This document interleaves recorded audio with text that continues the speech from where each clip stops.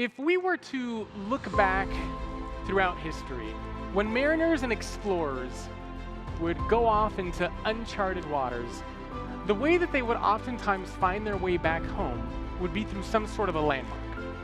Now, during the day, this landmark would be something like a pile of rocks. But at night, the landmark would have to be something else. In this case, a burning flame, right? Large fire.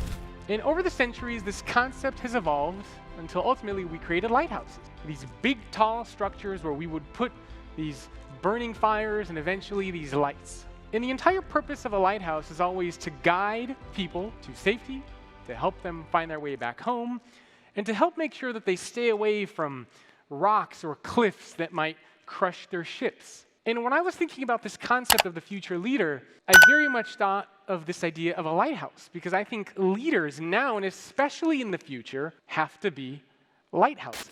Your job is to guide people and organizations to success, to help make sure that they stay away from the rocks, to help make sure that they don't crash into the cliffs, and to help make sure that they and the organization as a whole can succeed. But in order to do that, you also have to build yourselves up, right? You have to become that lighthouse. You have to learn new things. You have to evolve and adapt so that you can in turn shine your light onto others and onto this sea of uncertainty that we are all a part of.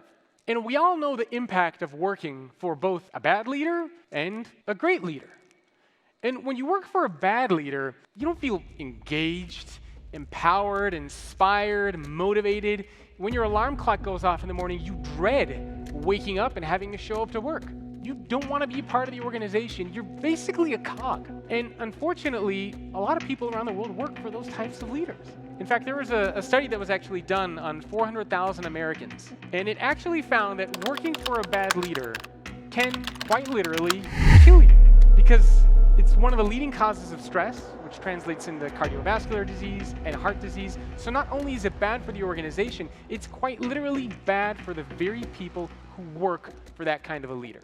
Now, on the other side, we all know what it's like to work for a great leader as well, where when you show up to work, you feel engaged and empowered and motivated, where you feel like somebody is there that has your back. And never before have we needed these types of leaders, these types of great leaders. And it's because leaders quite literally shape the world. I mean, think about the role that leaders play in society. They invest in nonprofits and charitable organizations. They fight for social causes. They build the products and services that so many of us use in our lives and inside of our organizations.